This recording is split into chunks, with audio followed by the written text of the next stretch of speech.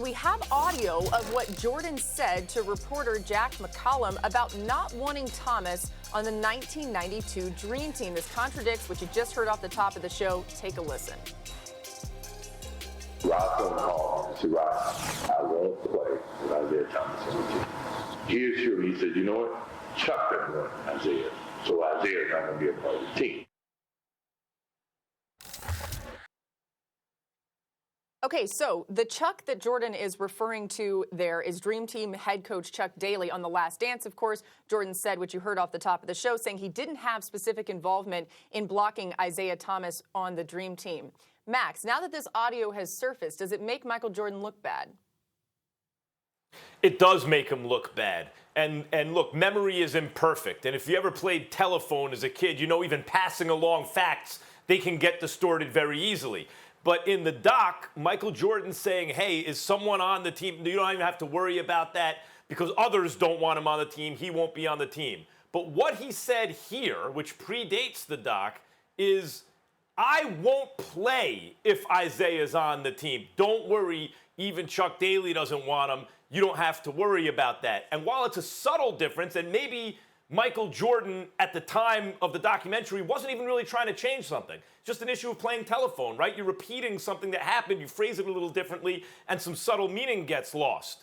But there's a big difference between saying, hey, I never had to say anything about Isiah because others didn't want him on the team, which is what came across in the documentary, whether or not that's what Michael Jordan intended. And I'm not going to play if Isiah's on the team. Don't worry about it. He ain't going to be on the team anyway. So even if Jordan is innocent of actual distortion, the optics, as they say nowadays, for him is bad. It looks like he was trying to make himself look good in one instance in the documentary, not exactly lying unless you say by omission, but by emphasizing certain things and de-emphasizing others, and then at another point, which predates the documentary, telling a different story.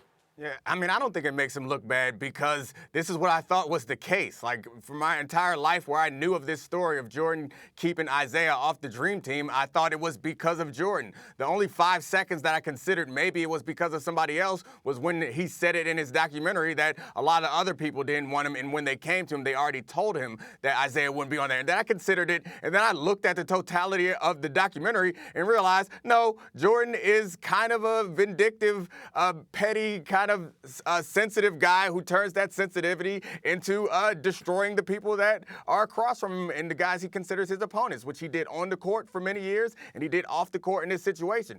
So I don't think it makes Jordan look any worse than he already looked, which I don't think he looks that bad. Like, we have accepted the full idea of who Michael Jordan is, what he was, and that's kind of baked into the cake now. So this coming out now doesn't really make me think any less of him. I think the stuff that Horace Grant was saying about Scottie Pippen and how Scottie Pippen might feel about it, like, that is the only thing that gives me some pause about how Jordan treats people or his teammates. But the rest of this, to me, seems like stuff that we already knew about Michael, right, Jay?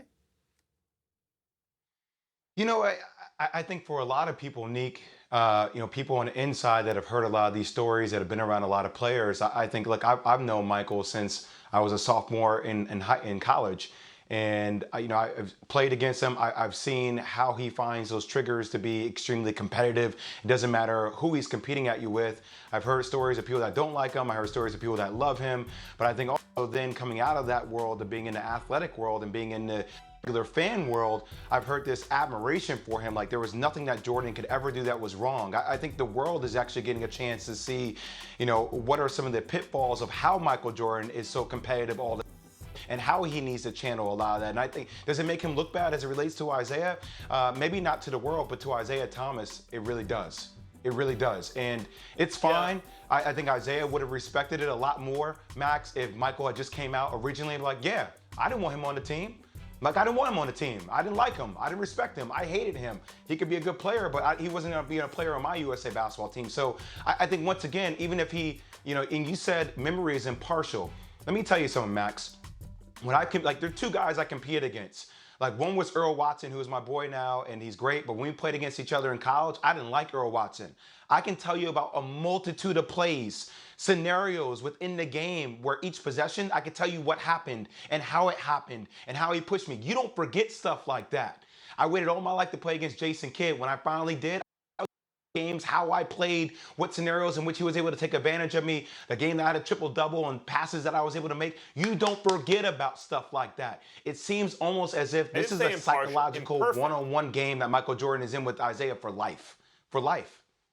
Yeah, I said memory's imperfect, but I'm not referring so much to his actual memory of the event as to the way he described it in one point in time and the way he described it in another point in time. And it's not just memory in this case. It could just be repeating information that he sees no differently. In other words, once upon a time, he's like, because you can even see in the doc where he says, well, who else is going to be on the team? That's fair. You know, as someone saying that, they think that they're implying, hey, if Isaiah's on it, I'm not going to be on it, or that that's understood somehow, either tacitly or explicitly. And then he was told, you don't even have to worry about that. What I'm saying is there may not be real difference in the content between what we see on the doc and what he taught and what now the audio that we're hearing. If Isaiah's playing, I'm not going to play. You don't have to worry about it anyway because Chuck's not going to put him on the team. Daly's not going to put him on the team.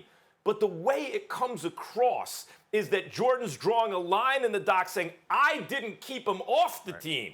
Because before I could even do that, I was already told he wouldn't be on, as opposed to I told him at first I wasn't going to play if he's on the team, meaning he really did keep him off because if Jordan wasn't going to play, Isiah wasn't going to be on the team. Yeah, and I think that Jordan, frankly, had the right to say that, given how much clout and power he had earned, how much money he made for the league, how important he was. He had the right to say it. I don't think he should have. I think he went a little too far, and Isiah is paying a much heftier price than the crimes that he committed. But I think he had a right to do it, which I'm confused by the fact that he wants to convince us that that's not who he is. Like, that seems like it's more in line with his personality, and maybe he just asked and kind of implied, and maybe he didn't say directly, I don't want Isiah on the team.